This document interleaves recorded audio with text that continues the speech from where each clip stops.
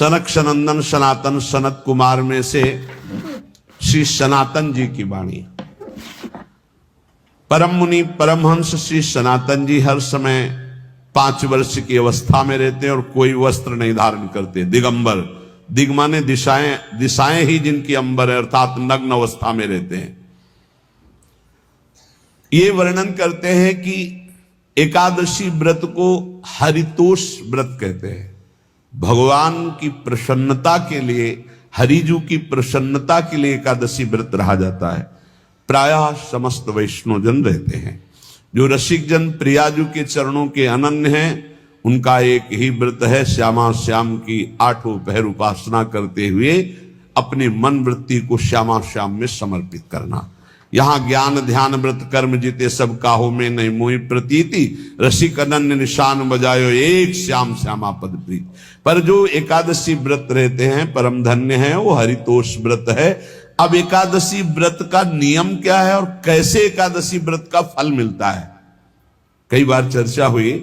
बहुत सुंदर तस्मा शास्त्रम प्रमाणम ते, शास्त्र प्रमाण के अनुसार श्री सनातन मुनि बोल रहे हैं, अथ ते नियमान वच्मि व्रते ह्रस्मिन् दिनत्रये, कास्यम मानुषम मसूरान्नम चणकान को द्रवास्तथा, शाकम मधुपरान्नम च पुनर्भोजन मैथुने, दशम्याम 10 वस्तूनि वर्जयेत वैष्णवः सदा। जिसे एकादशी रहनी हो और एकादशी का फल प्राप्त करना हो, उसको ये नियम पालन करना चाहिए। अथ ते नियमान वच्मि व्रते ह्रस्मिन् दिनत्रये, उसको 3 दिन, एक तो दशमी और एक द्वादशी और फिर बीच में एकादशी, उसको 3 दिन संयम में रहना होता है, तब बीच की एकादशी का उसे फल प्राप्त होता है। जिसे एकादशी व्रत रहना हो, उसका नियम है कि दशमी के दिन कांसे के पात्र का त्याग करे।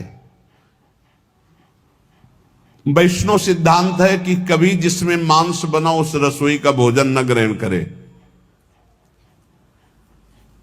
मसूर की दाल, चना की दाल, कोदों और कोई भी शाक, शहद, दूसरों का अन्न, दोबारा भोजन और मैथुन, ये दशमी के दिन त्याग दे।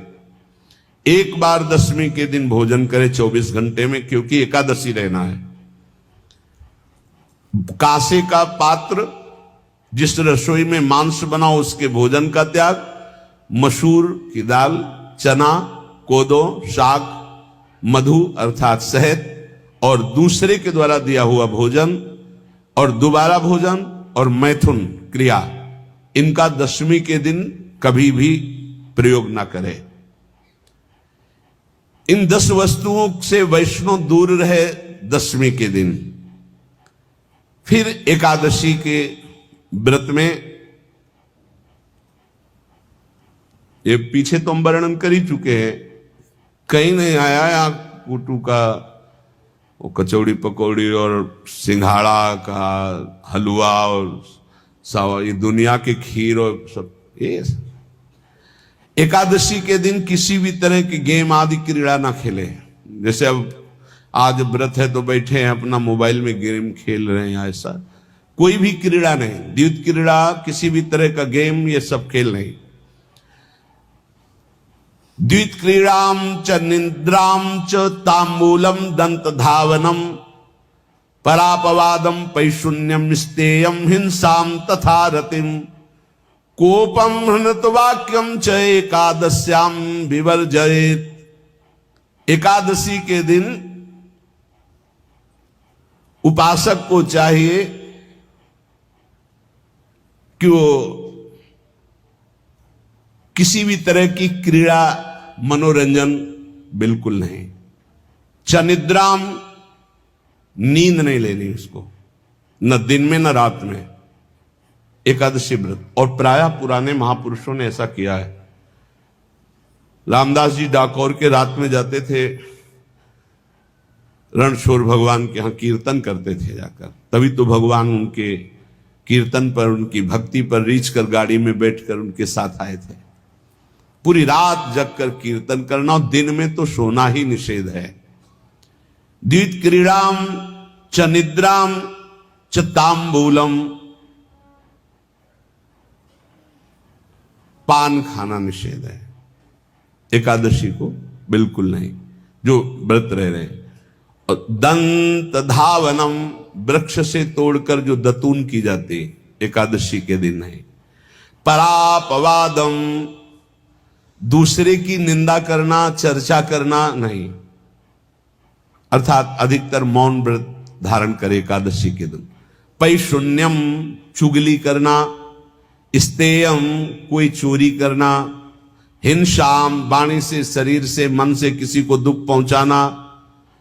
रतिम, अर्थात भोग करना, मैथुन करना। कोपम, किसी के ऊपर गुस्सा करना। अनत वाक्यम, झूठ बोलना। एकादश्याम विवर्जयेत, एकादशी के दिन ये नहीं करना चाहिए। एकादशी को एक बार कुछ फलाहार शुद्ध, अगर आपके पास कोई व्यवस्था नहीं तो थोड़ा दूध है, जल है, ऐसे आप लेकर, या थोड़ा सा फल ले लिया, थोड़ा सा फल लेकर के प्राण पोषण, एक दिन में मर नहीं जाओगे। कितने तो निर्जला एकादशी रहते हैं, हर एकादशी निर्जला। पूज्य श्री मथुरा दास जी निर्जला ही रहते थे हर एकादशी। चलो भैया, आपकी सामर्थ्य नहीं तो जल 2-4 बार ले लो, एक बार थोड़ा सा दूध और फल ले लो, चल जाएगा काम, प्राणों का पोषण हो जाएगा। ये आचरण न करे, एक बार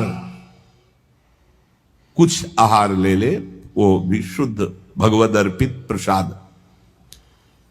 फिर द्वादशी को काश्यम मांसम सुराम छौद्रम तैलम वितथ भाषणम व्यायामम च प्रवासम च पुनर्भोजन मैथुने अस्पृश्य स्पर्श मासूरे द्वादश्याम द्वादश त्यजेत।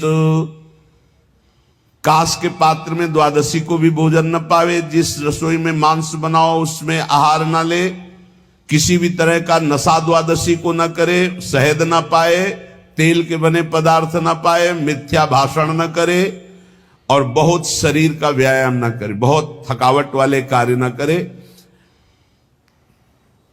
दोबारा भोजन न करे, एक बार द्वादशी को भी भोजन पवित्र, मैथुन न करे, जिसका स्पर्श नहीं किया जाता ऐसे पदार्थों का स्पर्श न करे, और मसूर की दाल न खाए।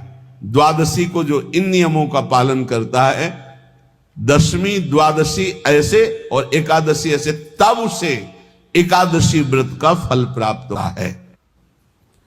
जो इस पद्धति से एकादशी, ये जो मनमानी है सब नहीं, हर पदार्थ मिल जाएगा आपको फलाहार में, हर पदार्थ हमको बताया गया कि आपको जो चाहो सब पदार्थ फलाहार का। अरे भाई, हरितोष व्रत है तो हरि प्रसन्नता के लिए एक दिन भूखे रहने बहुत आनंद आता है। पहले भगवत कृपा से ऐसी गंगा जल पी करके कुछ दिन, फिर कभी कभी निर्जला एकादशी का भी आनंद। बड़े संन्यास मार्ग में थे तो बड़े संयम से सब शास्त्रीय पद्धतियों का निर्वाह होता था। उपासक को चाहिए कि इन नियमों से व्रत का अनुष्ठान करे, मनमानी आचरण न करे। सबसे प्रार्थना जो एकादशी रहते हो, हरितोष व्रत इसे कहते हैं, भगवान की प्रसन्नता के लिए रहा जाता है, रहना चाहिए। जो अपनी आचार्य परंपरा में है, जैसे जिनका सिद्धांत है, पर रहने का सिद्धांत ये श्री सनत कुमार जी वर्णन, श्री सनक जी महाराज, ये सनत कुमार जी वर्णन की। सनक जी महाराज कह रहे हैं, यदि भगवान का आश्रय नहीं, सत्संग नहीं है, तो इन चार में से एक हो तो नाश कर देता, फिर चारों हो तो सर्वनाश हो जाता है। यौवनम धन संपत्ति प्रभुत्व विवेकता एकैपमप्यनर्थाय किमु यत्र चतुष्टयम। यदि सत्संग नहीं है, यदि भगवद आश्रय नहीं है, और खूब धन हो, जवान अवस्था हो, और बढ़िया पद मिला हो, प्रभुत्व चलता हो, और अज्ञान हो, फिर क्या कह रहा है? बोले ये चारों जहां मौजूद होते हैं वहां सर्वनाश का खेल शुरू हो जाता है।